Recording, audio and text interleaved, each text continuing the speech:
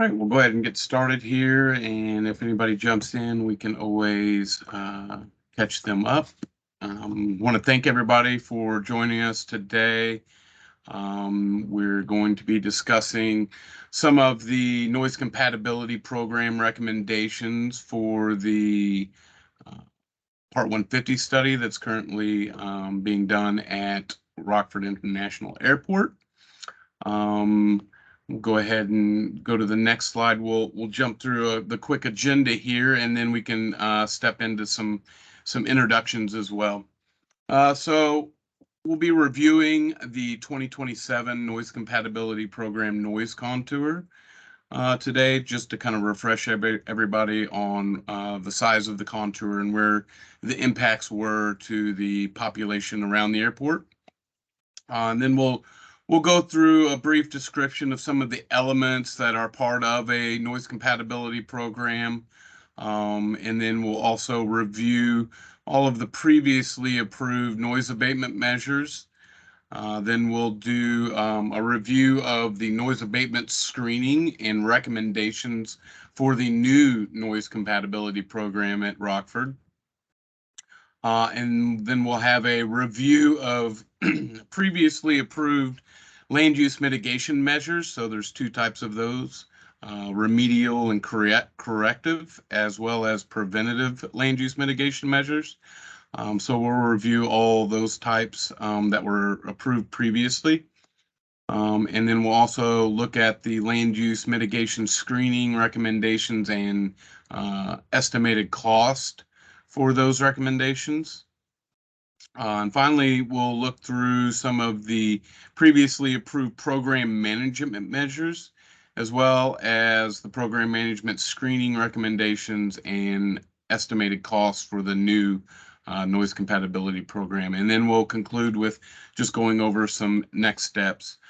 Throughout the presentation, though, I'll take some breaks through the major segments of the presentation, and we can have Q&As, or if anybody has any questions, feel free to use the chat function.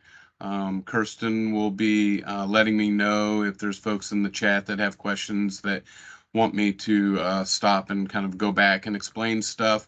Or feel free to just unmute your mic and say, Jesse, hey, I don't understand this. Let's back up, and we can walk through any of the aspects and make sure everybody has a good grasp on what we're discussing. So we'll go ahead and do some introductions. I'll start. My name is Jesse Baker. I'm the project manager for this Part 150 study. I've done noise and Part 150 studies and other types of environmental analysis for about 20 years at airports now. I've also worked on the software that they do noise modeling with, called AEDT. For a while there, I worked on the development team for that software. And I'll go ahead and pass the mic over to Alan Haas, if you want to introduce yourself. Thanks, Jesse. My name's Alan Haas. I'm with Latimer Brown. I kind of specialize in land use mitigation analysis, and a lot of what I do at L&B is the noise mitigation, soundproofing, sound insulation for facilities, buildings around airports. I've been doing many areas of noise analysis for airports in my 40 plus years. Jesse's only got 20. He doesn't have enough gray hair yet, so he's got a ways to go. But anyways, I'll be talking about the land use mitigation alternatives when we get to it. Okay, thanks, Alan. We'll go ahead and step through some airport staff with Zach Oakley. Hey, Jesse. Zach Oakley, Deputy Director of Operations and Planning for the Airport Authority. Just oversee all the operational functions of the airport. All right, Seth. Hi, Seth Nygren, the Operations and Maintenance Manager for the airport, overseeing everything 24/7 at the airport there. Great, thanks. We'll step through some FAA folks. Bob. Hi, good afternoon. I'm Bob Beauchamp. I'm the Environmental Protection Specialist for the Chicago ADO. Thank you. Sean? Good afternoon. I'm Sean Lowry, the Air Traffic Manager for Rockford Air Traffic Control Tower in Tracon. All right, so we'll go ahead and step through some additional folks here. Mary? Everyone, Mary Barnacle, Amazon Public Policy. I support our air team. Great, thanks, Mary. Rob? Hey, thanks. Rob Lenz, I'm the NACA facility representative at Rockford Tower and Approach. Thanks, Rob. Scott?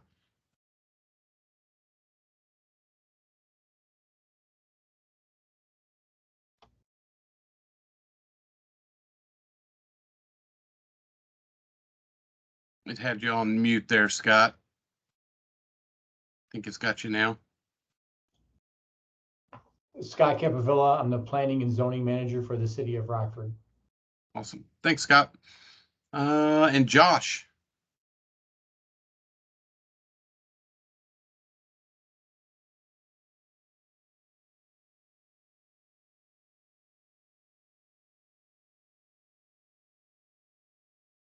Josh Bachman? Might be on mute, though. Yeah. There we go. Yep. Sorry, I couldn't hear you there. No problem. All right, if you'd just go ahead and introduce yourself, Josh, to the group. Josh Bachman, I'm the General Manager of the FBO here at Emory Air. Handling all the fueling, de-icing, general aviation, a lot of the cargo aircraft that come in and out here as well. Great. Thanks, Josh. Cool. Okay, so as you can see, we have quite a few different folks from across the industry, folks that work there at the airport, folks with the city, the FAA. There are others that have been a part of this group previously that were on the previous meeting. I've reached out to most of those folks that weren't going to be able to make the meeting today. We've offered some one-on-one type of conversations with those folks if they review the material and want to have that type of additional coordination with the study team. So I know a couple of others will also be joining us a little bit late. So we'll go ahead and get started, though. Kirsten, if you can go ahead and change slides here. So, as I mentioned, we were going to review the 2027 Noise Compatibility Program noise contour. So, essentially, this is the 2027 existing baseline contour. We did not change any of the noise abatement measures or how the aircraft are going to be flying and operating in the airspace. So that 2027 contour was essentially going to act as our noise compatibility program noise contour, where we determine the areas of mitigation with that contour. As you can see, we had two areas that actually impacted residential homes around the airport. Both areas are off of runway 0725. So the first area there is to the southwest of the airport off of runway end 07. And then we have another area to the northeast, which is off of runway end 25. In both of those areas, the 65 DNL noise contour, which is the FAA significant threshold contour, go through neighborhoods and some single-family homes that are along Samuelson Road there, as well as some duplex-style homes that are along Samuelson Road. In total, we had, let's see, total housing units. We had 52 housing units that were inside of the 65 DNL contour with an estimated population of 138. So most of our recommendations as far as land use mitigation you'll see that those are based on the 65 DNL contour. Later on, when we get into that, you'll see the importance of that. And of course, these noise exposure maps are subject to FAA review and approval throughout this process. We'll go ahead and go to the next slide, please, Kirsten. All right, so some of the elements of a noise compatibility program. So first you have the noise abatement measures, and the purpose of a noise abatement measure is to abate noise levels in the surrounding community. And that you can do that through multiple different types of actions, that being different types of arrival or departure procedures into the airport, as well as moving of the flight tracks, the path that the aircraft uses to fly in or and out of the airport. And then you also have land use mitigation measures. So the purpose there is to mitigate noise levels in the surrounding communities. Typically, this is done through some type of sound insulation program to the homes. There's also navigation easements that can be used, as well as working with the counties and cities surrounding the airport to look at areas where they could have types of land use changes or have land use restrictions inside of certain zones. In the past, I know that Ogle County has incorporated a reference to the Rockford Part 150 study noise contours in the previous studies. So it has been incorporated slightly in some of the jurisdictions, but we're hoping that going forward, the airport and the airport authority can work with the cities and the counties to kind of integrate the Part 150 mitigation measures into their future planning and zoning efforts. Then we have program management measures. The purpose of these measures are to help provide some type of administrative and management actions to allow the airport to either maintain the land use compatibility in the surrounding community and actually run the program itself. All right, Kirsten, you can switch to the next slide. So the types of NCP measures, we had noise abatement. So as I mentioned, movement of flight track locations, changing of the runway use, different types of flight management, ground activity restrictions, and as well as facility modifications. So that would be something like a new runway or an extension to a runway.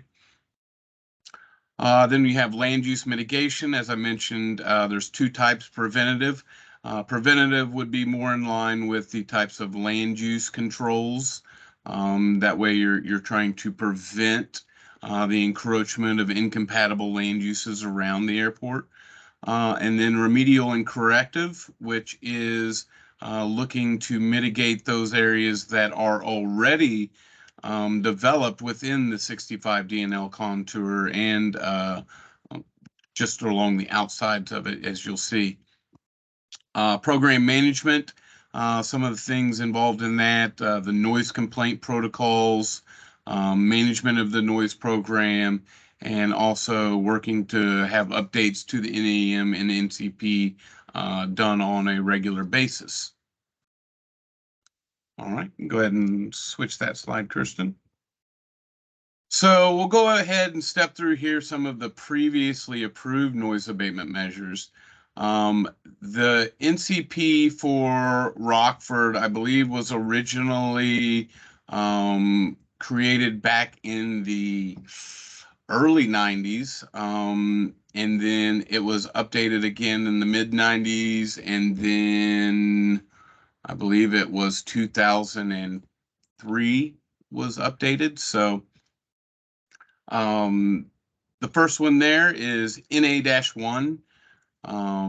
That essentially is to maintain the existing noise abatement procedures per tower order of June 15, 1984.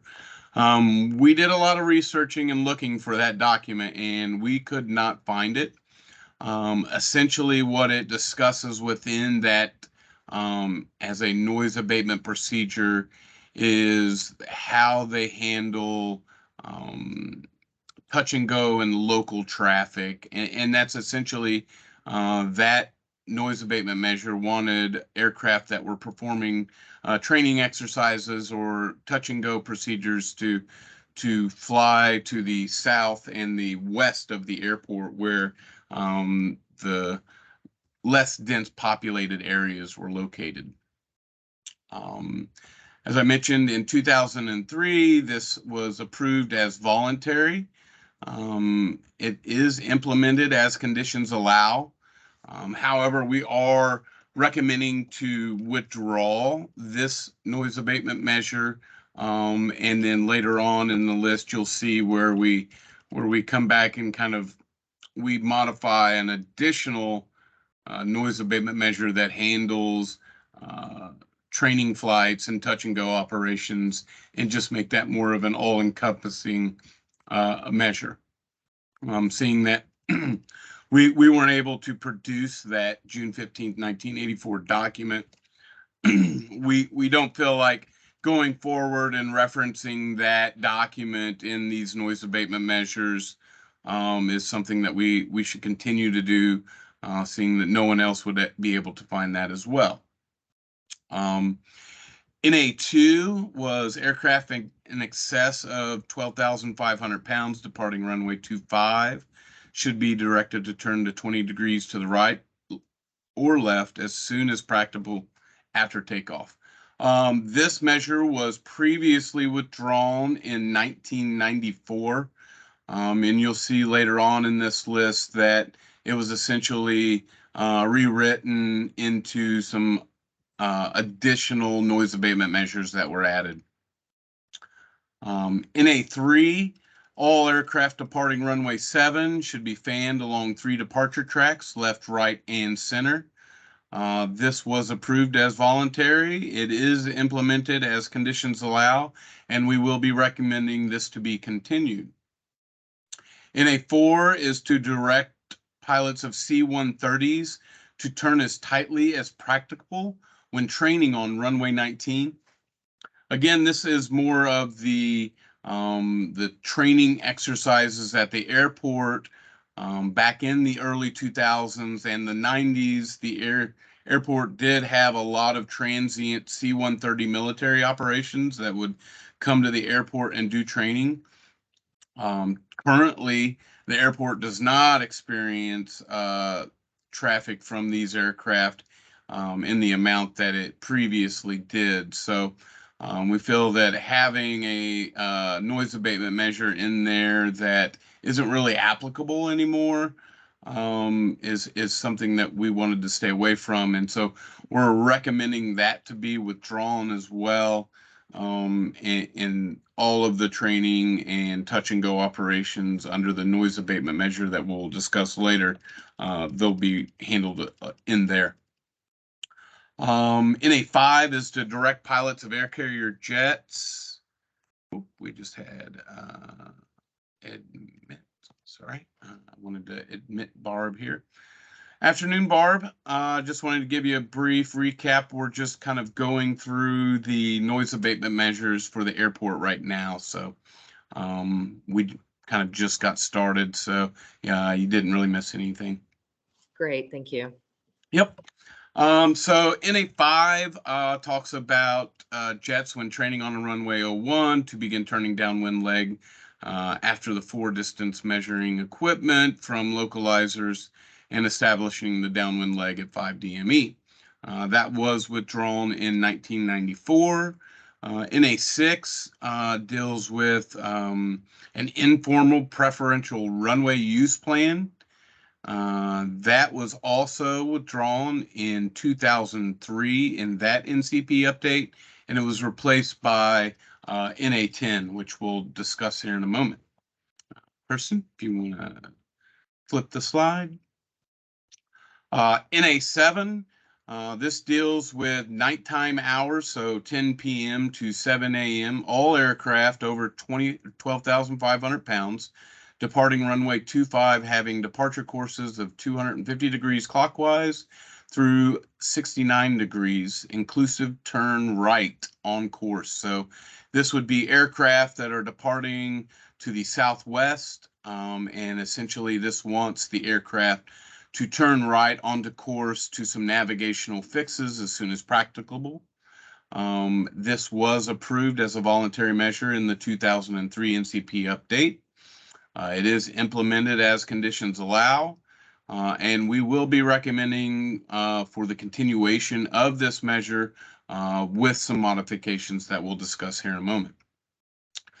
NA 8 deals with daytime hours for aircraft over 12,500 pounds departing runway 25 having departure courses of 70 degrees to 249 degrees, and that has an inclusive retain a 20-degree left turn and maintain heading until reaching 3,000 feet MSL.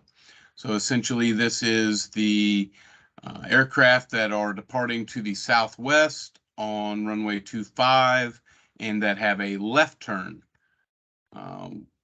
It was approved as voluntary in the 2003 NCP. It is implemented as conditions allow, and we will be recommending to continue this noise abatement measure with some modifications, and we'll discuss those as well later. NA 9 is during the nighttime hours, aircraft over 12,500 pounds departing runway 19, having a departure course of 0 degrees clockwise through 190 degrees clockwise, maintain runway heading until reaching 3,000 feet MSL before turning on course. So this NA 9 deals with runway 19 departures to the south, and what it would have is, what it is doing is the left turns. It wants the aircraft to stay on the runway heading for a little bit longer until it gets south of a lot of the homes there that are along the river and south of the airport. And then it uses an area that's kind of a conservation forest reserve area to start making those left turns to the east. NA 10, so this was the new preferential runway use plan for all daytime and nighttime operations after runway 725 was extended. So this was a new measure in the 2003 NCP that was approved as voluntary. It is implemented as conditions allow, and we will be recommending this noise abatement measure to be continued. Then we have for all aircraft, or NA 11, for all aircraft requiring more than 8,000 feet certified takeoff length, runway 25 is preferred. So one of the items that is in NA 10 is to have runway 0119 be the kind of the primary departure runway, except for aircraft that need more than that runway length offers. So essentially that means a lot of the heavier aircraft that need a longer runway for departure will actually use 0725, and then the smaller aircraft will be using 0119. And that was approved as voluntary in 2003, and we'll be recommending it to continue. You can go ahead and switch now there, Kirsten. NA 12 deals with the daytime hours and aircraft that are over 12,500 pounds departing runway 25. And this is that right turn again. Essentially, this is the daytime hour version of the nighttime one that we discussed previously. This one was approved as voluntary in 2003. It is implemented as conditions allow. We will be recommending this to be continued with some modifications. NA 13 is during the nighttime hours, all aircraft over 12,500 pounds departing runway 25, making that left turn would turn as soon as practicable as well. This was also approved as voluntary in 2003. It is implemented. We will be recommending this to be continued with some modifications. NA 14, this is essentially where we're modifying this noise abatement measure to be more all-encompassing of all aircraft that are doing any type of training and touch and go operations at the airport. So it has aircraft weighing more than 12,500 pounds, conduct touch and go and low approach training activity on the south side of the airport when using runways 7 or 25. So this was approved as voluntary. It is implemented, and we will be recommending it be continued with modifications. NA 15, this deals with the nighttime hours and aircraft departing runway 1 that are over 12,500 pounds to maintain the runway heading until reaching 3,000 feet before returning on course. So this is aircraft that are departing to the north off of runway 1. It's just wanting them to stay on their runway heading a little bit longer and then make their turn on course. The original intent of this measure was to avoid a lot of the homes that are on Black Hawk Island. Most of those homes have now are not there, or the airport has purchased property on the island as well. So that measure is recommended to be continued as well. It is implemented and it was approved as voluntary in 2003. The last measure there is to encourage the use of noise attenuating construction standards for all new on-airport structures, facilities, and use those structures as noise barriers and buffers to adjacent off-airport land uses. That was approved as voluntary. It is implemented and recommended to be continued. We can go ahead and switch slides there. And I want to go ahead and take a break here now that we've went through all this. This right here kind of shows how each one of those noise abatement measures affect the traffic that is departing the airport. So you'll see we have aircraft that are departing to the southwest. You have the NA7 and NA12 that deal with daytime and nighttime, and those aircraft that are turning right. NA 8 and 13 deal with the aircraft that are turning left. NA 3 deals with all of the 07 departures with the 3 departure courses there, the left, right, and center. And then you have NA 9, which you can see there, it has the aircraft staying on the runway heading for a little bit longer, and then they turn to the east once they've avoided a lot of the traffic. I mean, the homes there, you can see there's quite a few homes that are right off the runway end of 01 to the east of the airport there, that in the early 90s and 2000, when there was a completely different fleet mix and aircraft at the airport, that they had a lot of overflights in that area, and this kind of addressed that issue. And then in NA15, you can see there that we have the aircraft staying on course a little bit and then making their turns to the left and the right.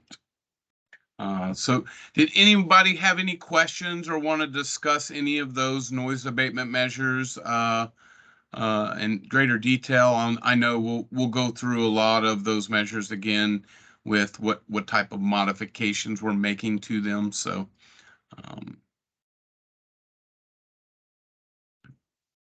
well, with no questions, we'll go ahead and move on there to our next slide.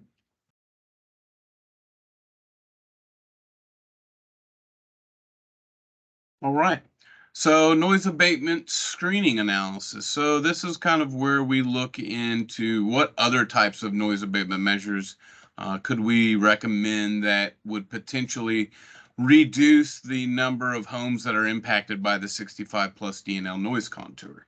And that's very important to kind of understand, is that the FAA will only approve these measures if we can show that there's a benefit to those that are within the 65 DNL noise contour. So removing, 5 to 6 homes from a noise contour would be some type of justification for approval of these noise abatement measures. So flight track modifications, we looked at modifying arrival and departure flight tracks to reduce the noise. This could benefit some folks. Unfortunately, there's the impacted areas are so close to the runways, and they're really impacted a lot by the arrivals. The departures already have a lot of the noise abatement measures in place, but the arrivals, they're kind of straight in, so we can't really move them. So since there's not a lot we could do for moving the departure courses, and we can't really move the arrivals because they're on final approach, we didn't recommend any further analysis of the modifying of arrival and departure tracks. As I mentioned, though, there's currently several approved voluntary measures that address departure flight track dispersion and the locations of the turns. And you can see there we have NA 1, 3, 4, 7, 8, 9, 12, 13, 14, and 15 all address departure courses and how those aircraft are flying very close to the airport.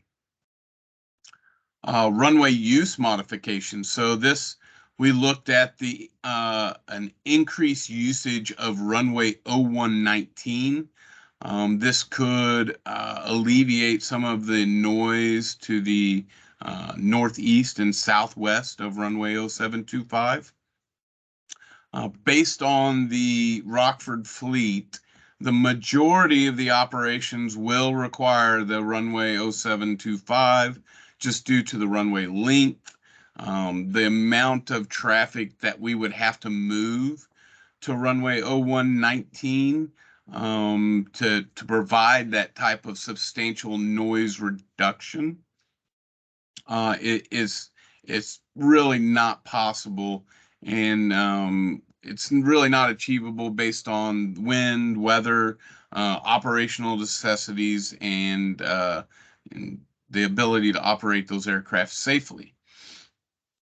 So, and increasing the arrivals to runway 1 and the departures from runway N19, they could potentially impact areas to the north of the airport and actually extend the 65 DNL contour to the north and start picking up a lot of homes that are in some very dense neighborhoods to the north of the airport. So due to that inability to provide benefits to the homes within the 65 DNL noise contour, we would not be recommending any further analysis into increasing the usage of runway 0119.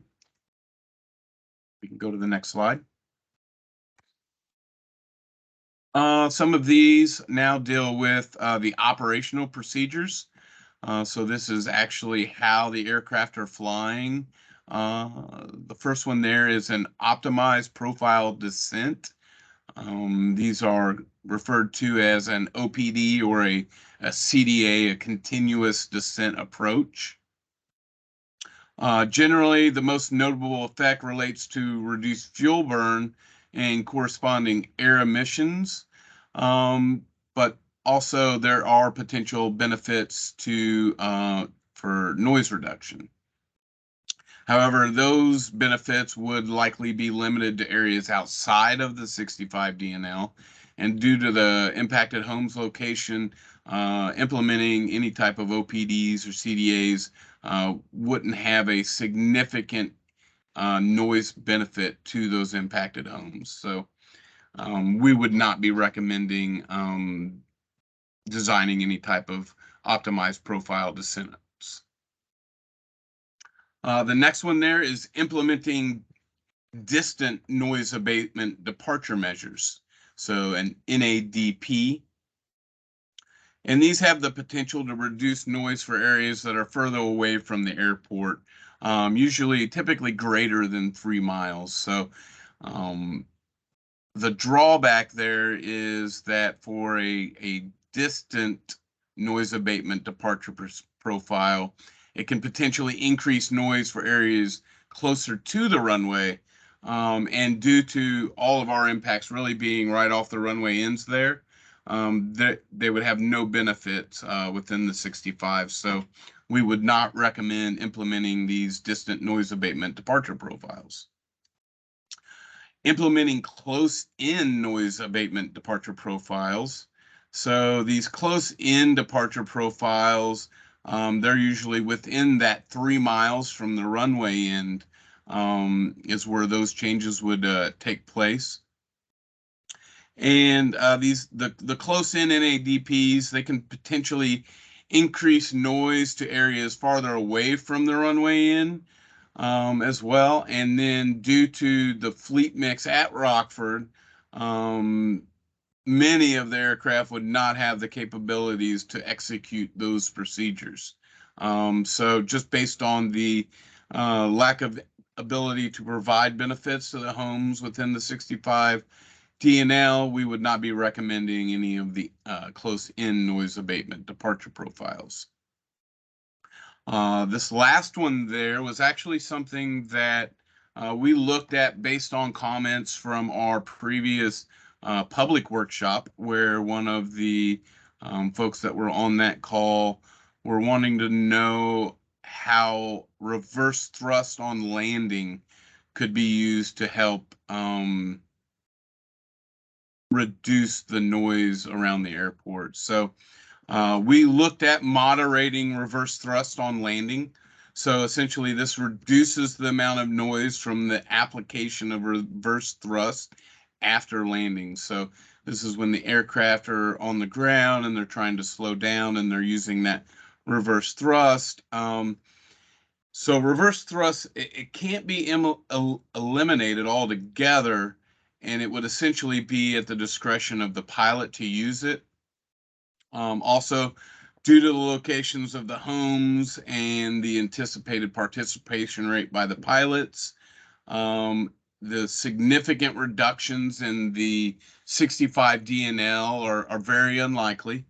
So based on that inability to provide benefits within the 65 DNL to those homes, we wouldn't be recommending any type of noise abatement measure that would require moderating the reverse thrust on the landings. All right, and go ahead and go to the next slide. So airport facility modifications. We have 2 of them here. Extending of runway 0119. So as I mentioned before, runway 119 isn't used as much, especially for departures based on the length of the runway and aircraft needing that extended length of 0725 to take off. The benefits of an extension to runway 119, though, it would allow those heavier aircraft to utilize runway 119, potentially reducing the amount of utilization on runway 725. Now, some of the drawbacks there, some of the new residential areas to the north and the south of the airport could be impacted by utilizing runway 119 more. So if we're going to put more aircraft on 119, then those noise contours would grow north and south of the airport. While we might see some constriction on the contours for 0725, the runway 119s would grow. There's also issues. There's existing buildings and roadways to the north of the airport and the Kishwaukee River and existing railroad to the south that kind of limit the potential length of runway 119. Plus, the cost benefit of such a project for extending a runway is really not practical in this sense. And so due to the cost of the measure and the limitations of the final runway length, we would not be recommending extending runway 0119 to accommodate additional traffic. The second item there is ground run-up enclosures. So this is for aircraft that are typically on the airport somewhere and they're doing some type of maintenance on the aircraft, and they'll run the engines for 30 to 45 minutes to make sure everything's working correctly. And it can reduce jet run-up noise levels by up to about 20 dB. Drawbacks there are currently no significant jet aircraft maintenance activities that would justify the cost benefit of constructing these enclosures. And then due to the inability, again, to provide impact or benefits to the homes impacted by the 65 DNL, we would not recommend the construction of ground run-up enclosures. The last item there is the airport facility restrictions. So this is essentially looking to restrict aircraft from using the airport based on the type of aircraft or how loud the aircraft are. So a benefit there is it can resolve noise annoyance issues with the loudest aircraft events of an aircraft type. However, the drawbacks there, this type of restriction would be subject to a very costly and time-consuming study, and it's called a Part 161 study. To date, the FAA has never officially approved such a measure, and this would also have pretty severe financial ramifications, both to the airport and the region, if these larger aircraft weren't able to access the airport anymore. Essentially, it would take all cargo operations away from Rockford and they would go somewhere else. So definitely not something that we would want to impose on the airport. So restrictions on access to an airport are measures of a last resort for use in the most extreme cases of noise impact. So therefore, we would not be recommending putting any type of airport restrictions on the type of aircraft that are accessing the airport. Go ahead and go to the next slide. So just in summary here of our noise abatement recommendations, the currently implemented noise abatement measures reduce the impacts within the 65 DNL noise contour to the fullest extent possible. So what that statement is saying is that the abatement measures that are currently in place and the ones that we want to modify slightly, some of the wording, they really work at reducing those noise contours and the impacts to the fullest extent. There was no real glaring abatement measure that was missing that we could add here that would, pull a ton of people out of the noise contours. So the existing noise abatement measures, we have 5 measures that we're recommending to continue without modifications. We have 6 measures that we're recommending to continue with modifications, and 2 measures that we're recommending to withdraw. We'll go ahead and step to the next slide. And we'll go ahead and take a short break here. Did anybody have any questions about those noise abatement measures? I know there was in the screening as well of the new types of measures. I know that was quite a bit of information there. So if you wanted to step back, we could talk about any of those in greater detail if we need to.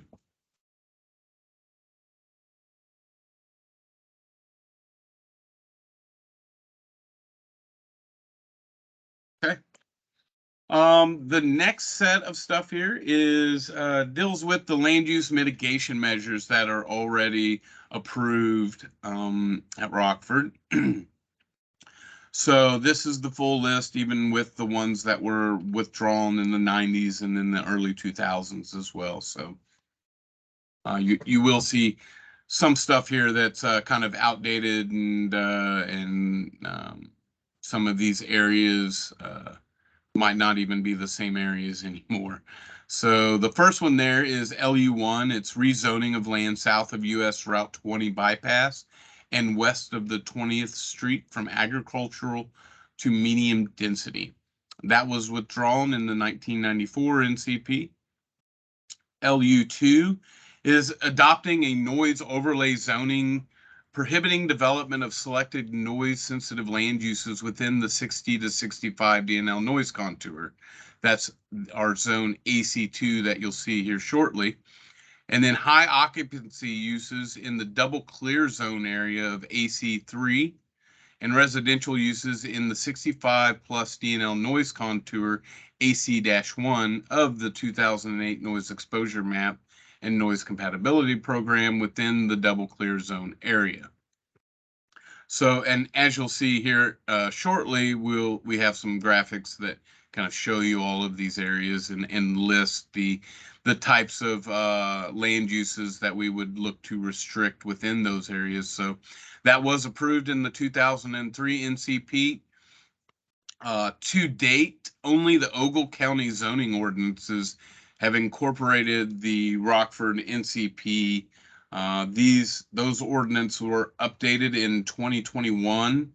However, they continue to reference the 1994 NCP. So there was an NCP update that was done in 2003.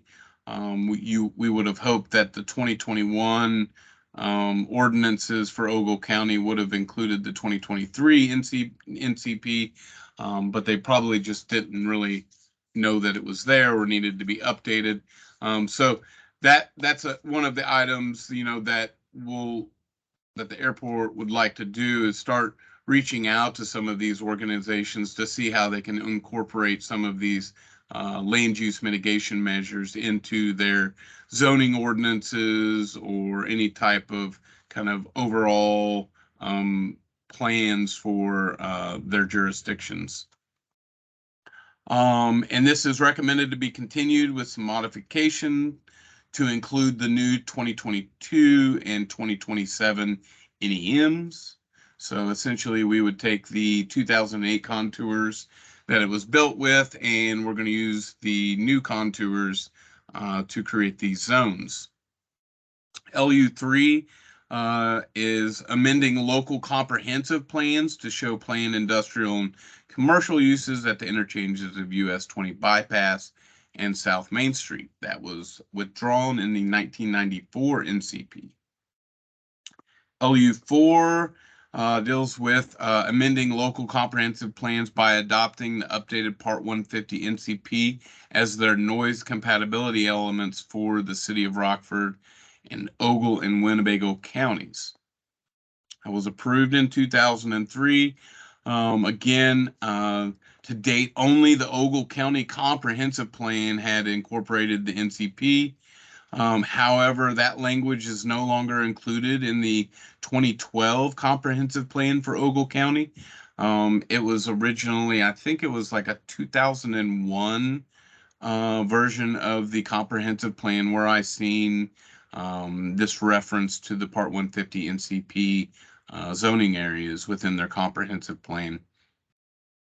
And then language relating to continuing an active presence in Rockford at the airport is included in the Ogle County comprehensive plan as well. So they do have language in their comprehensive plan that they want to coordinate with the airport and make sure that all of their land use planning is kind of in line with the areas around the airport and any suggestions the airport might have. So that's recommended to be continued with modification as well to include the 2022-2027 NEMs. We can go ahead and switch. LU5, adopting guidelines for discretionary review of development projects for the city of Rockford, Winnebago County, Ogle County, and the GRAA. This was approved in 2003. It's implemented as needed. We are recommending this to be continued with modifications to include those new NEM noise contours. And this essentially what it is recommending here is that the airport and the surrounding jurisdictions have some type of coordination and or review of projects that are going on around the airport within the noise contours. So if the city of Rockford has a huge development plan that's going to, bring in 3 or 4 neighborhoods that would be built within the 65 DNL contour. It's good that the airport would know about that from the onset, and then they could use, they could talk about ways to maybe alleviate that, or the airport would, let the city know, hey, you guys are going to be building within the 65 DNL contour here. We would need to provide some type of mitigation, or those homes would need to be built with some better materials to reduce that interior noise. So it's essentially recommending coordination between the airport and the all of the jurisdictions to kind of review any development projects near the airport. LU6 deals with acquiring homes off the approach end of runway 19. That was previously withdrawn in the 1994 NCP. I did not see anything from like historical documents or anything where that was acted upon, though. There was one home to the south of the airport there that was purchased early 2000s timeframe, but that was due to the 2003 NCP. LU7, encourage the Forest Preserve District to consider acquisition of land adjacent to the existing forest preserve south of the airport. This was also withdrawn in the 1994 NCP. LU8, voluntary acquisition of single-family residences on Black Hawk Island that are within the 2008 NEM NCP 65 DNL noise contour. That was approved and has been fully implemented. Those single-family residents were purchased on the island. So we are recommending to be withdrawn from the NCP as it is fully implemented. LU9 is develop airport-owned land parcels located along Kishwaukee Street, south of Research Parkway. So that was approved in the 2003 measure. The implementation of this measure is pending, dependent upon interest of a potential developer and the availability of funding. So we will recommend that to be continued. Essentially, that's just looking to redevelop some areas kind of to the north and east of the runway into 01 to the north of the airport, and have that area developed as some type of compatible land use. LU10 deals with the consideration of transfer of GRAA land of high natural value along the Kishwaukee River to the Forest Preserve or Park District to be maintained as natural area and airport noise buffer. That was withdrawn in the 2003 NCP. We can go to the next one. LU11, acquire development and overflight rights via purchase of a land use and navigation easement over undeveloped parcels in the runway 07 left, runway 07, I don't know, runway 07 approach area on the south side of the Kishwaukee River. So southwest of the airport there, there was it looked kind of like a vacationish home kind of thing, but there was a navigation easement that was purchased there on that property. This is considered fully implemented, and we would recommend it to be withdrawn from the NCP. LU12, offer options of voluntary sale to GRAA or sound insulation to owner of one single family home residence south of the airport and the 65 DNL contour of the 1993 NCP. This was the kind of that one home that I was talking about south of the airport. So this was approved. That home was purchased, and we would be recommending to withdraw this measure since the single family home was acquired and this was completed. LU 13, encourage the city of Rockford and Winnebago County to require plat notes on new subdivision plats and record the notes on deeds for new subdivisions within the airport noise overlay zones AC-1 and AC-2. So this deals with areas within the 60 and the 65 DNL contour, and it's just essentially wanting these types of notes to be put on these deeds, and that way folks are aware when they are purchasing that there is, some type of concern for aircraft noise, and you would be subject to that noise. To date, the airport noise contours, however, are not referenced in any local subdivision ordinance. This would be recommended to be continued with the 2022-2027 NEMs, and as well any type of new development near the airport. We would want the airport to work with those developments to have this note added to the deeds. Currently, there's not really a lot of available land within those contours to be developed. So the likelihood of these developments taking place within these zones is very low, but having this mitigation measure available would kind of give the airport kind of a path to coordinating with any of the developments and having that note added. LU 14 is to encourage Winnebago County, the city of Rockford, the village of New Milford, and the village of Davis Junction not to allow an increase in the residential density in the agricultural priority or residential or rural residential zoning districts. That in these areas that are within that 2008 NEM NCP 60 plus DNL contour. To date, based on the zoning ordinances, the allowable residential densities in these zones has been increased.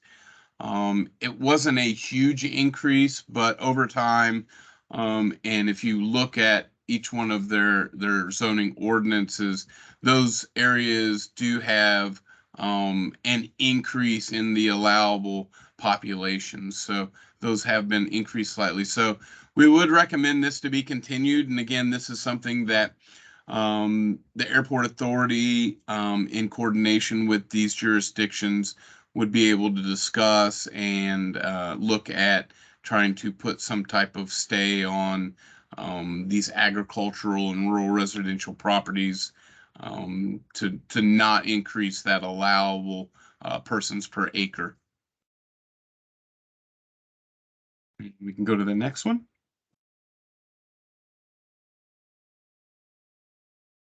All right. So the land use mitigation recommendations. So I know you kept hearing me reference like zones AC-1 and -2.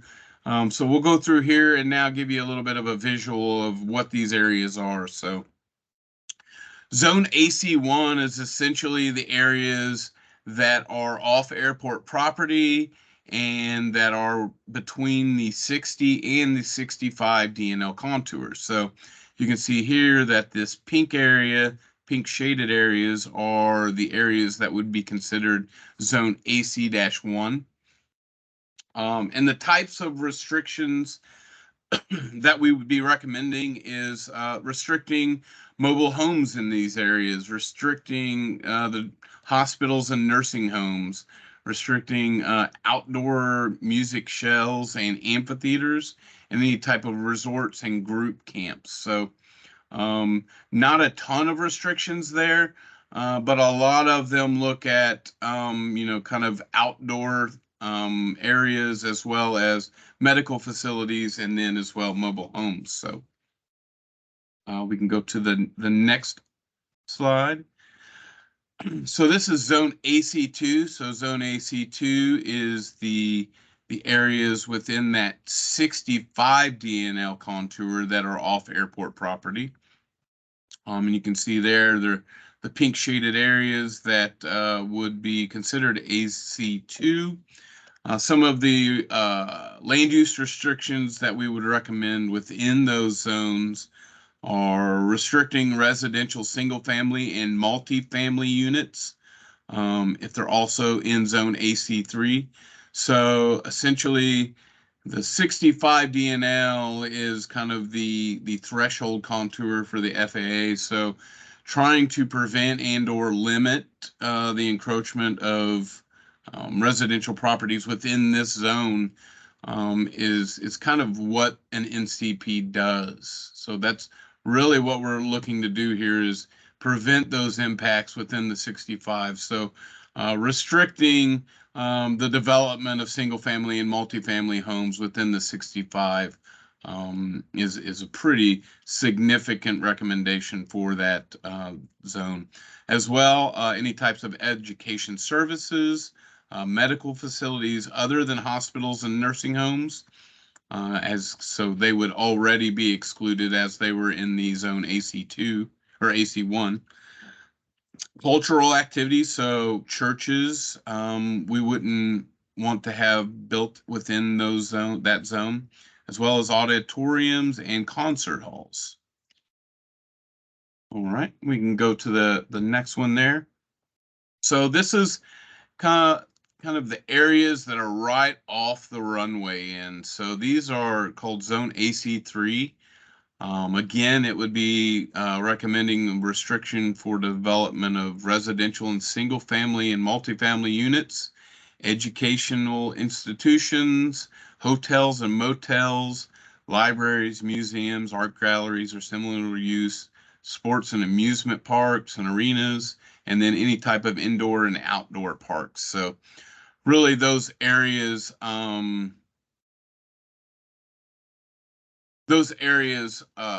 really close to the runways, and they're definitely within the 65 DNL contour. And really just for a safety issue, it's good to not have a lot of development in those areas. And we can go ahead and switch to the next slide. So we looked at additional land use mitigation screening as well.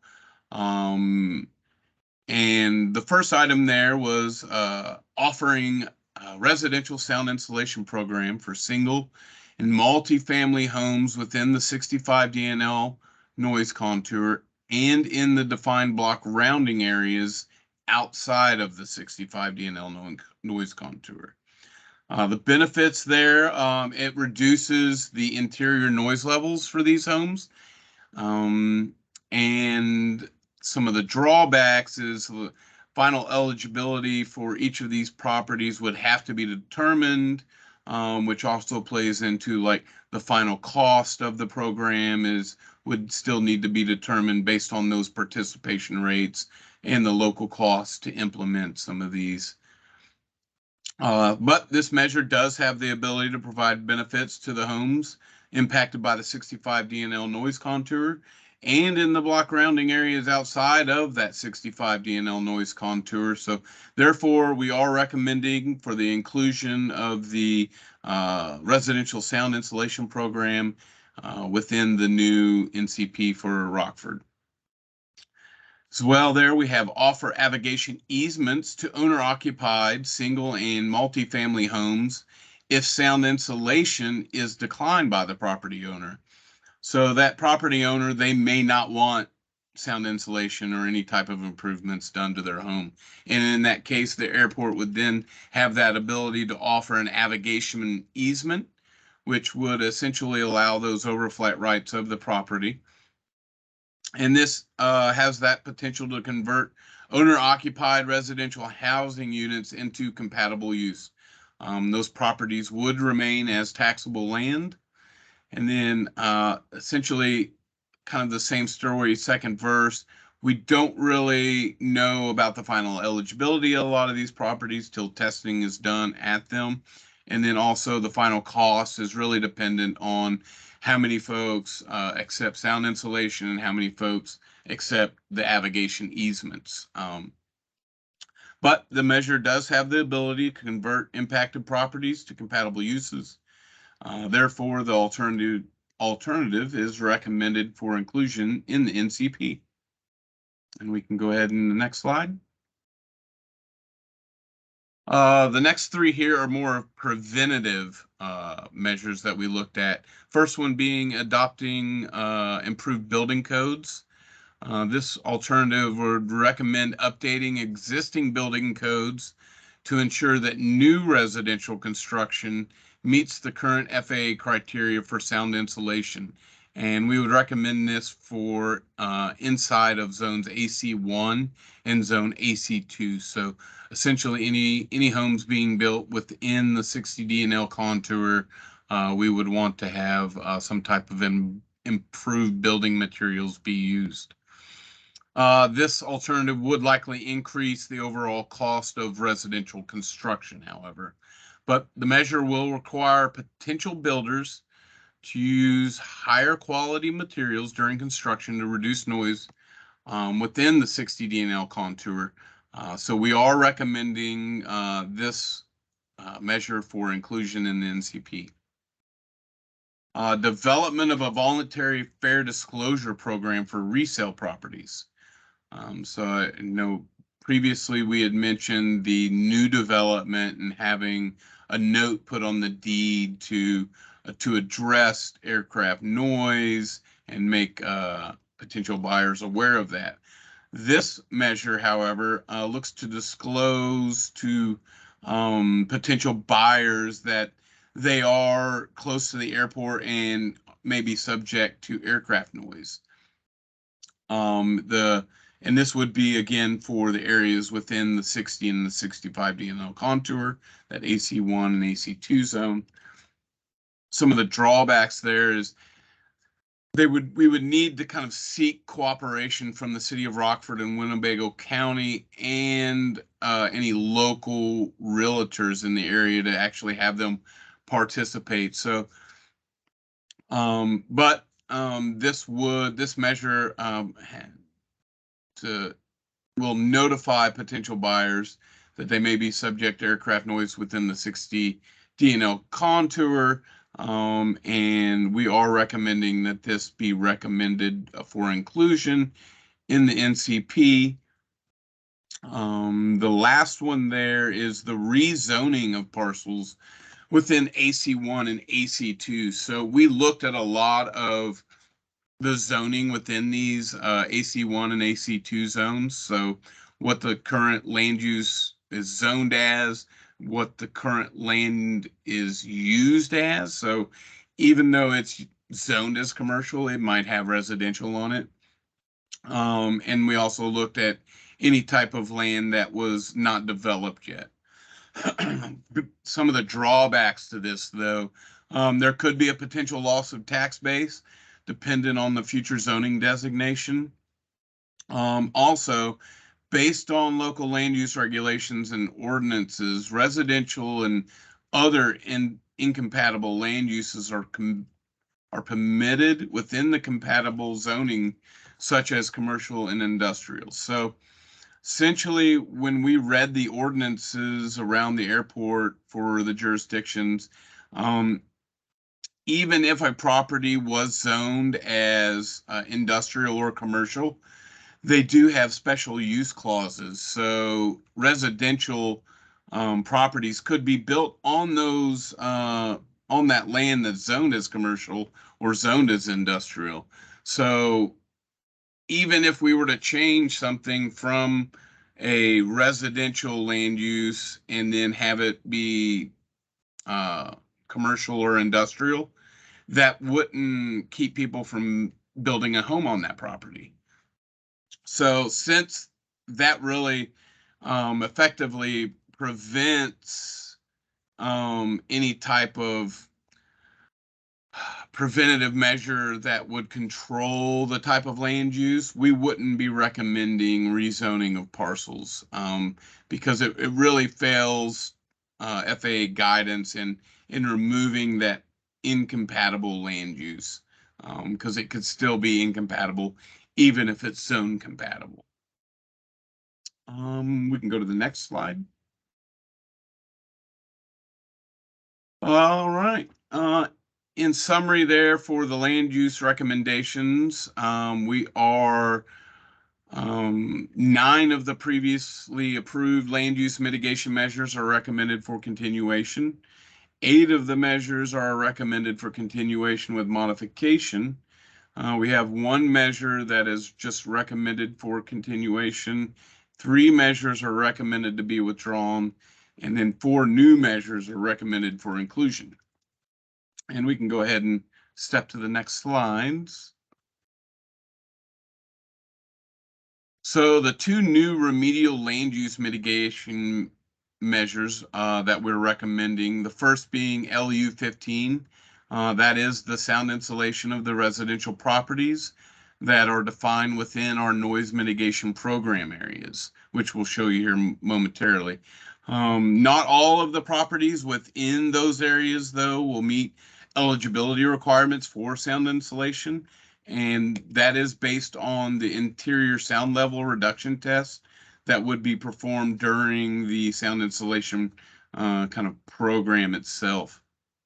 LU 16 is offering navigation easements to owner-occupied single and multifamily homes within NMPA 1 if sound insulation is declined and or eligibility requirements are not met. So navigation easements are only offered to folks that are within that 65 DNL or the NMPA 1 zone. So the FAA does not approve navigation easements outside of the 65 DNL in our block rounding areas. So we can go ahead and switch to the next slide. All right. And I'm going to go ahead and hand over the reins here to Alan to kind of discuss some of our NMPA areas as well as some of the costs associated with the sound insulation program. Thanks, Jesse. I'm sure you're tired of talking by this point. So as Jesse mentioned, one of our recommendations, LU 15, is to offer sound insulation to single and multifamily residents that are located within the 65 contour, which is the NMPA 1, and outside the 65 contour, which is the NMPA 2 area. So this has got just kind of a broad overview of the NMPA area, the residential subdivision located on the approach to runway 7 to the southwest, and the residential areas that are on the approach to 25 off to the northeast of the airport. And if we zoom in a little bit, next slide, please. That area to the southwest on the approach to runway 7 is the Woodcrest Estates subdivision. And there's 30 single family homes that are located within the 65 contour. And you may see some of the dots are outside the contour. That's technically the house, but most of the property is located in the 65. So we counted it as being within the 65 contour. So those 30 single family houses in this subdivision would be eligible for sound insulation based on a couple of factors. A, the owners would want to participate. They could decline. 2, they have to meet the eligibility requirements, which is the average interior noise levels have to be greater or equal to 45 DNL. And also they have to meet a build requirement. Any homes that are built after October 1st, 1998 are not eligible unless there was no approved noise contour at that time. And my understanding is, at least we go back to 1994 NCP and previous studies. So We would be looking at age requirements for those homes. Based on our preliminary analysis, there's one home in that subdivision that was built in 2007, and it may not be eligible. But again, that's up to the sound insulation program manager if this moves forward to make that final determination. Next slide. Up to the northeast, similar situation. We have 7 single-family homes there. You'll see 4 that are along Samuelson Road to the west. 3 more homes that are located at the end of the contour. And then there's 16 multifamily units. They're duplexes that are located in Valley Pine subdivision. A total of 23 residential units there that would be eligible.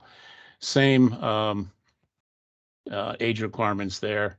I don't think there's any homes that are built after 1998, so I think we're good on that respect. Next slide, please. So NMPA 1 are the homes that are located within the 65 contour. NMPA 2 is the homes that are located outside the contour. And it's a block rounding area subject to FAA review and approval. We've had some preliminary discussions with them, and I think the results were favorable that they will be included. But we have a total of 55 additional single-family homes and 40 multifamily homes.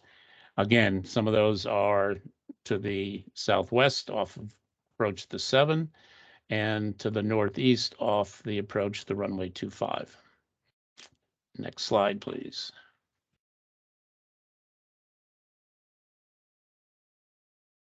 So if we look, excuse me, if you look to the southwest area, there's the original NMPA 1 to the north, NMPA 2, we call it 2A, because we've got different pockets of noise. An additional 20 single-family homes that are the rest of that Woodcrest Estates subdivision that are included. And again, I don't think there's any newer homes there, so they'd all be subject to eligibility testing and willingness to participate. If we move up to the northeast on the next slide.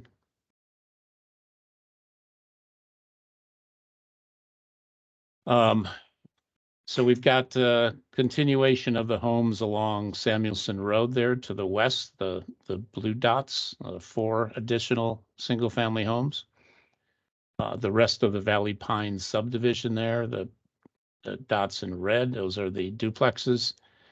And a number of single-family homes, 31 to be exact, that are located on various roads up there, Radnor Drive, Carlisle, Chesterfield Avenue, and a few other streets up there that kind of round out that subdivision. So a total of 75 additional single and multifamily homes that would be eligible. In summary, on the total of homes, next slide.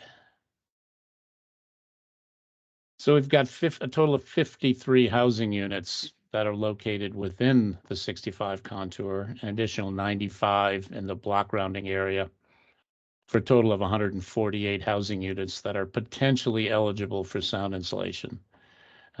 Approximately 400 people would live in those homes. Next slide. So if we look at the cost, if we offer sound insulation to all, do my math, 148 residential units there, potentially cost of just under $9.2 million with an 80-20 split between the FAA and the airport share. We get to that number by an estimate of about $62,500 per home. That's about a $50,000 per home construction cost and $12,500 administrative costs for running the program, acoustical testing, things like that. That cost is broken down in each of those areas below. About 3.3 million is the homes that are within the 65, and the rest are homes that are located outside the 65. If we go to the next slide. Oop, we didn't talk about easements, did we? Cost-wise. If people decline to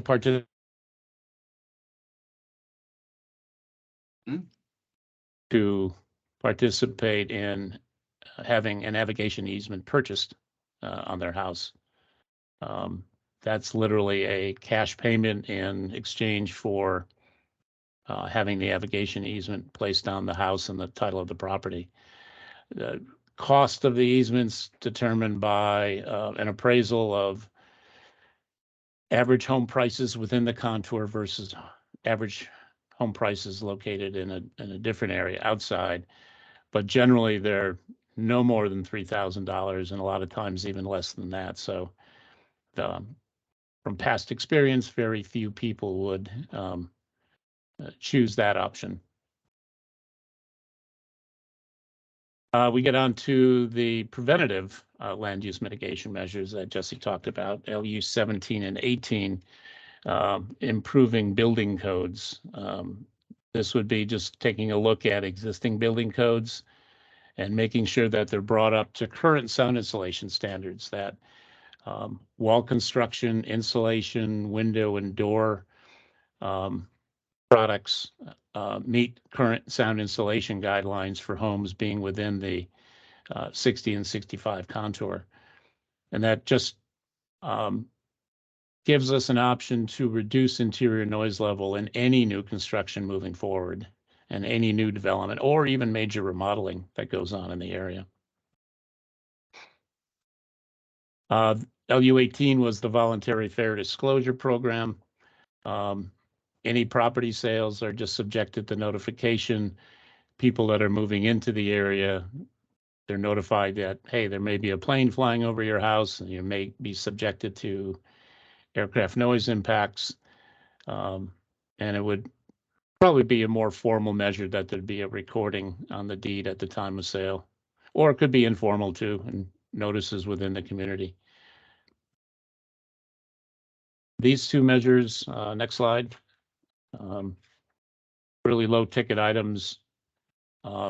We estimate literally about $25,000 per measure, plus some local administrative costs. Again, usually split 80-20 at least on the building codes. Minimal cost there, but I think the sound insulation is the big option. As we know, we have a lot of nighttime operations. At least there we have the option. People can close up their house. They'll have insulated windows and doors and potentially central air, so they can shut their house up at night and hopefully sleep a little better. So I think it's a good option there. I think with that, I'll turn it back to Jesse. All right. We can go ahead to the next slide, Kirsten. All right, and we'll start kind of going through some of our approved program management measures. So the first one there is OM1, and that's monitoring the compliance with recommended noise abatement measures, contour updating of a 5-year cycle, and land use implementation assistance. Essentially, this is just monitoring your program, making sure that you are updating the contours, or you're reaching out to the jurisdictions about development and just kind of looking at the noise abatement measures to make sure the aircraft are flying like they're supposed to based on those abatement measures. This was approved in 2003. It is implemented and recommended to be continued. OM2 is the noise complaint response system and computer database. So this is essentially having some type of system, either that being on a website or an automated call-in line, but a formal process for accepting and collecting and responding to noise complaints made to the airport. This is partially implemented. The airport does kind of keep track of individuals who have noise complaints, and they gather information from those individuals and try to respond to them. I know that over the course of this project, I have reached out to a number of community members that have submitted noise complaints while this study was being conducted, and I've reached out to them and had conversations with them about what aircraft they were having an issue with, when it occurred, and also kind of looked at what was going on that day or that night when they had the noise complaints. So a lot of the times, it's a case of there's a weather issue that changes the flow of traffic, and someone who's not used to getting any type of traffic during a certain time period now all of a sudden has quite a bit of traffic flying over. So their perception right there is, oh wow, I've got a lot of aircraft now and it's really loud, I'm going to call and complain. But there is typically there's some type of answer to why that's occurring and why it's out of the normal. So, but then there's also times where if you live close enough to the airport and the aircraft noise bothers you, you could just be calling about just regular arrivals and departures that are coming over. So like I said, it's partially implemented. We are going to be looking to modify this measure and add some depth to it, and that being some type of system where we can have like a noise page on Rockford's website where someone can log in and just go and make a complaint via the website. Potentially even a noise complaint hotline. But the biggest part of it is just really gathering the information, storing the information, and then appropriately addressing the complaint. You won't be able to address and solve everybody's complaints, but typically folks in the public just hearing back from the airport with some type of actual response is really what they're looking for.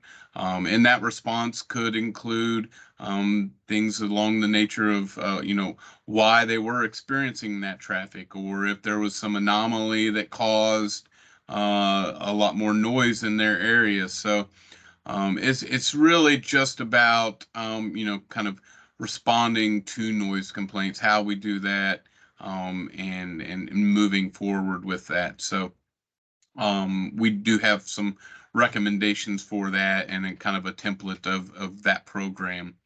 OM3 is plan review and evaluation with GRA staff to periodically review the NCP and consider revisions and refinements as necessary. So if the airport were to experience a significant increase in activity, they would likely want to look at the NCP and the NEMs to see if they need updated. So that's currently implemented and recommended to be continued. OM4 is establish a pilot and community awareness program. Essentially, this is kind of a community roundtable group that would meet with pilots and folks in the community to discuss any concerns. This could be kind of an annual or semi-annual meeting that occurs, but it really involves the community, and it also allows the pilots to kind of see, what are the issues, and then they can kind of think, oh, well, if I would have turned a little bit earlier there, I probably wouldn't have flown over these homes, and it just allows those pilots to have that knowledge of, yeah, there are communities around the airport that are sensitive to noise that I need to try to do my best to avoid. That's currently not implemented. It is approved. We would be recommending that to be continued. Obviously, that would be at the discretion of the GRAA to kind of initiate that group and get some initial interest in that group. So then the next one there is OM5. That's the publication of instrument departure procedures for runway 119 and 25. That's currently not implemented. We are recommending that to be continued, but it would be only on a as necessary basis.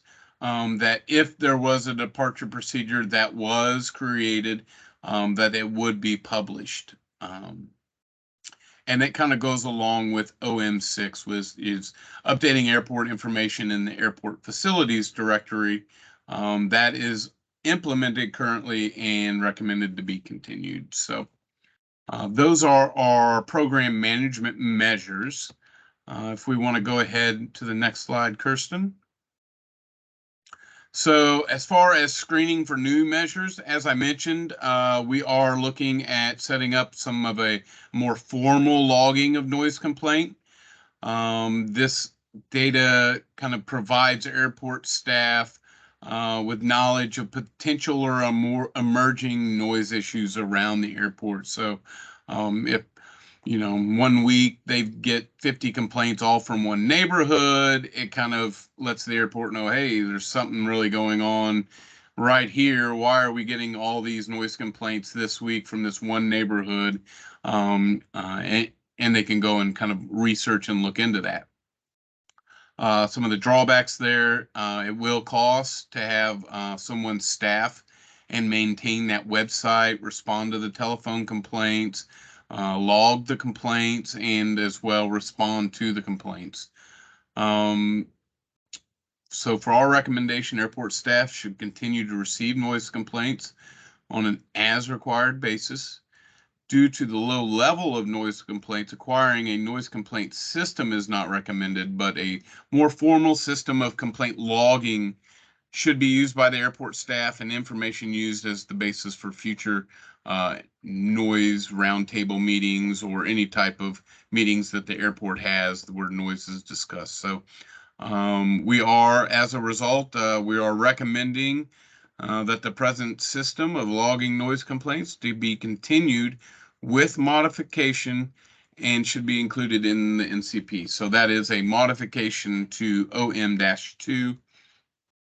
The next item there that we looked at was initiating a noise monitoring program. So a lot of airports will have permanent noise monitors that are put in place around the airport, which provides the airport with some type of measured data to see how loud aircraft are when they're arriving and departing. It's really valuable in airports that have, a lot of traffic, a lot of runways, and they're surrounded by some pretty dense neighborhoods. So you see it a lot in metropolitan areas that these permanent noise monitors are put in place. So, however, the drawbacks to that are it does cost to purchase that equipment. The monitors are not inexpensive. So, and depending on the number of those monitors, that could be really expensive. There's also monetary value in running and maintaining that system, or even having the portable systems. Then you have the staff cost to run the system and as well analyze the data. So there's a lot of monetary commitment there that would need to be put in place before that could be initiated. But due to the low level of noise complaints currently, and the cost to implement and maintain a noise monitoring system and program, this alternative is not recommended for further analysis, though. And we'll go ahead to the next slide. So program management in review here, we had 5 previously approved program measures that are recommended for continuation, and 1 measure that is recommended for continuation with modification, that being the OM-2 measure, which dealt with the noise complaints. All right, we can go to the next slide. And just some cost here. So really continuing logging of noise complaints and coming up with a more formal system that would be minimal administrative costs. So someone at the airport would likely be assigned this task. That cost could go up more if it was determined that an actual employee needed to be added to the staff to handle these duties. the initiating a community roundtable or noise abatement committee in the pilot awareness program. Again, minimal administrative cost based on the number of airport staff that would be participating in those types of meetings. And then performing regular updates to the NEMs and a review of the NCP. So we have costs that's kind of a general cost for updating only an NEM and then updating an NEM and NCP and what those breakdowns would be. And we can go ahead to the next slide. All right, before we kind of go into the next steps, did anybody have anything they wanted to take a step back and look at as far as the sound insulation program and some of the mitigation measures that we are recommending for the NCP?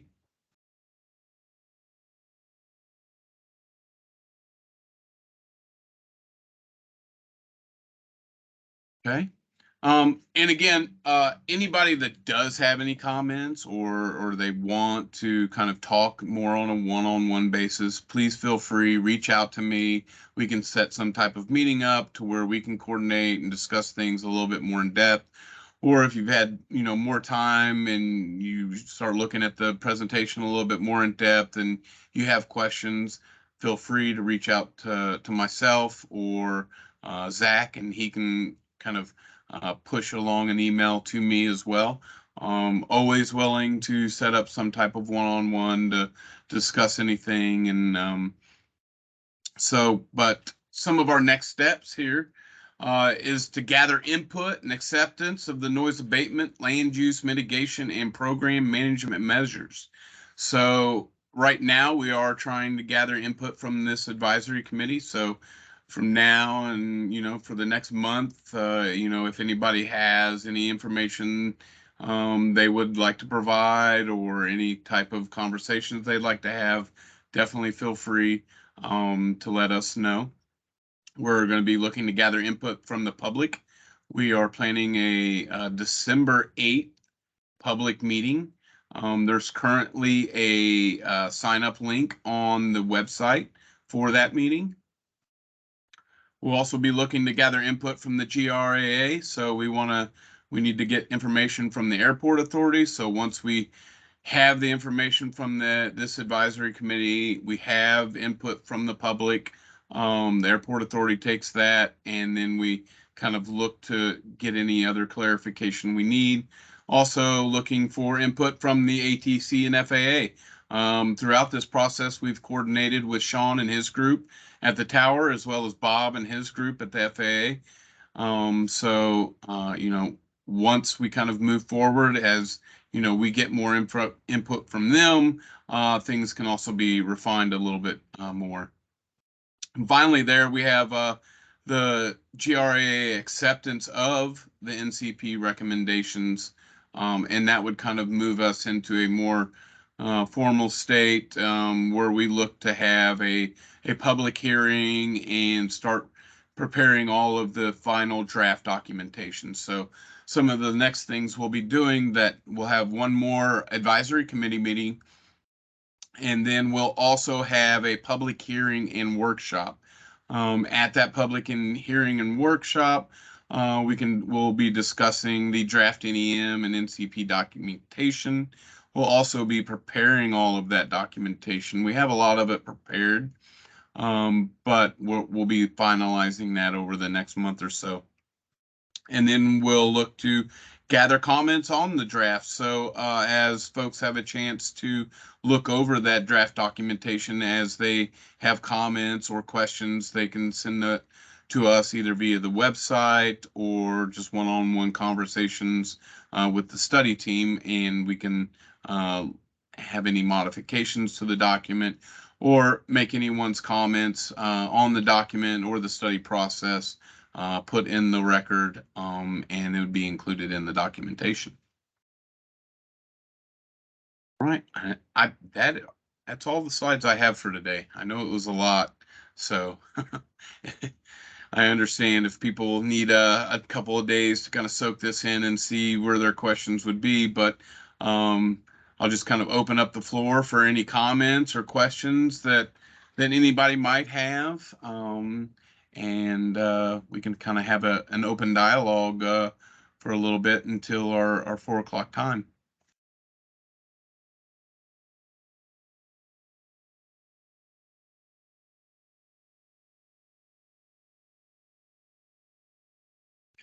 Folks leave. And I know, Barb, are you on the call still, or were you able to make it?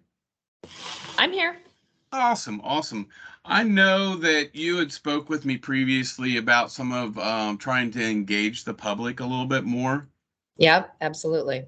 Yes. So one thing that we wanted to do is, first I wanted to kind of really engage those neighborhoods where we're proposing to have sound insulation done. So, Right. sending some notices to those homes individually to try to get them to participate in that public workshop in December is one item we are trying to get accomplished. And I think you had mentioned also that you have a lot of contacts through neighborhoods and kind of like homeowners associations that we can maybe disseminate some information that way Yeah, as well. unfortunately, we don't have anything down there. And I was trying to look too. We've got some county pockets that aren't even city of Rockford specific addresses, and I was trying to determine which of those were within city of Rockford. Alderman Prunty is a teacher, so she's not typically on these calls, and I hadn't seen her come in at all today. Yep. But certainly those folks who are within the 6th Ward down there being able to contact, I mean, it would make it even easier for us to be able to contact them directly. But unfortunately, yeah, I think there's one neighborhood association in the 6th Ward that's a South 11th Street. So it's even further to the east. Yeah. Right. Okay. Well, Yeah, I mean, we'd have to be really creative in terms of figuring out who the direct contacts would be, and I think that's why a direct mailer,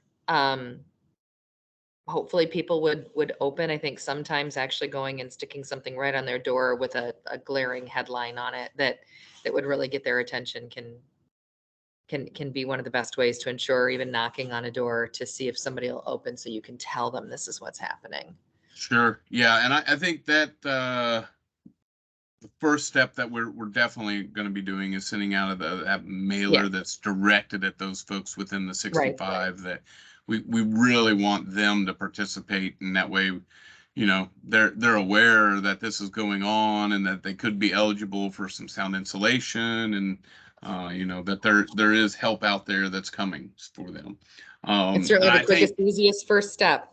Right. And I really wanted, you know, there are a lot of other areas that are outside of that area that, you know, they may not be offered any type of mitigation, but we still wanted to kind of try to get them and engage with those folks, you know, folks that are north of the interstate there or highway there, and up in more of the city of Rockford there, and you know, because that's where a lot of the neighborhoods are, and and quite frankly, we throughout the noise complaints that we've received, that I've kind of looked at and reached out to folks, we have a lot of people that have noise complaints that are 15, 20 miles away from the airport.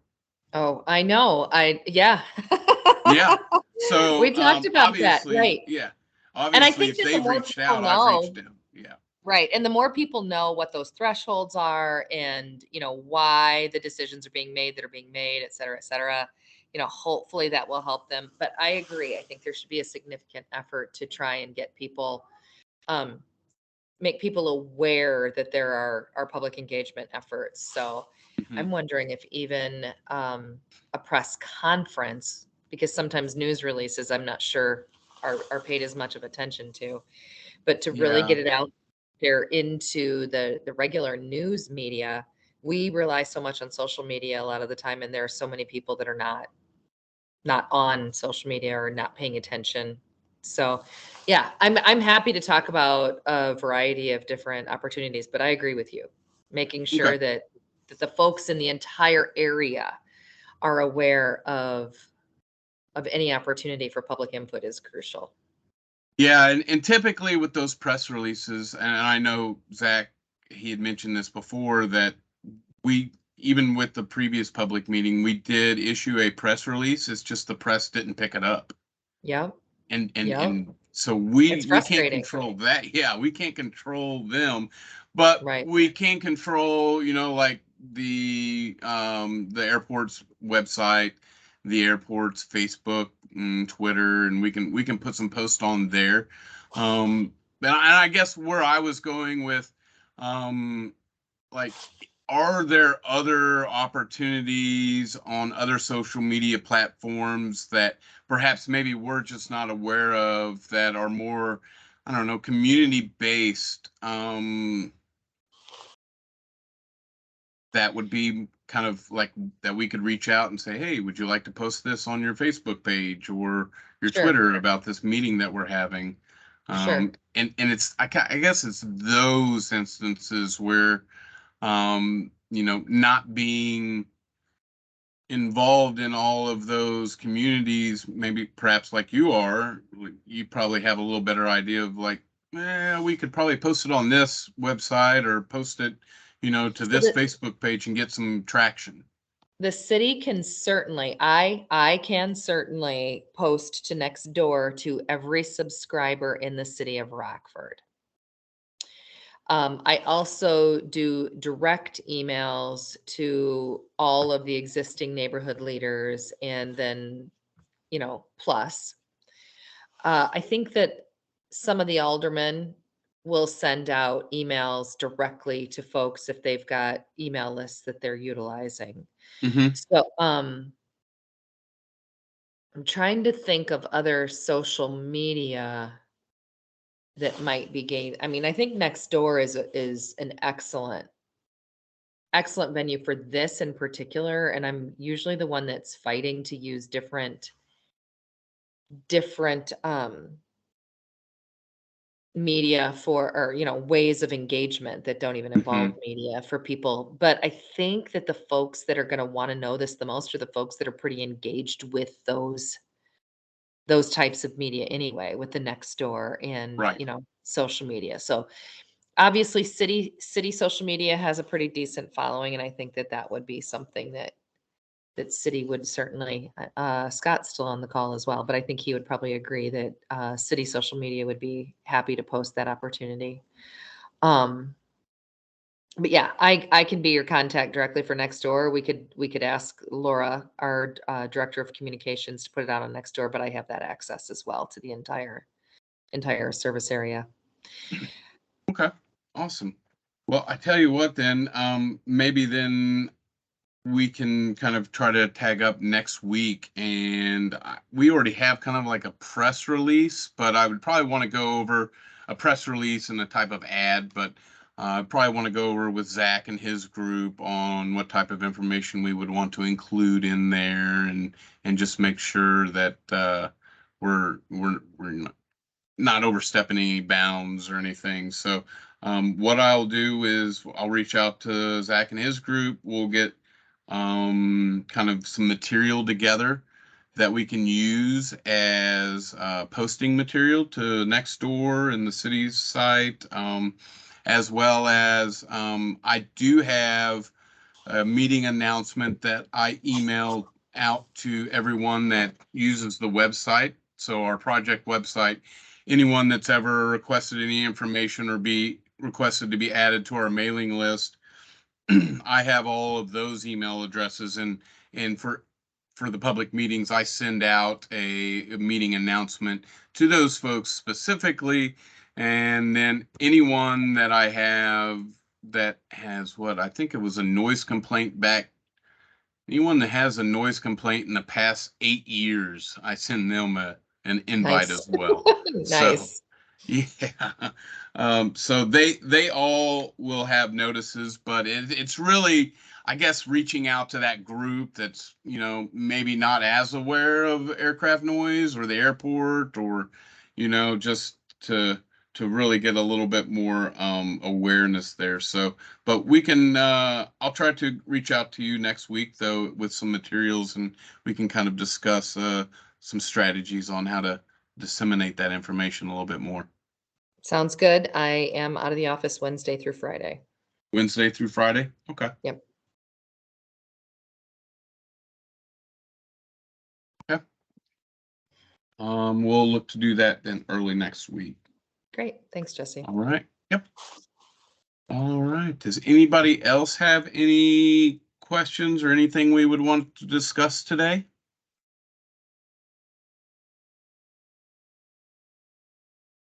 Right.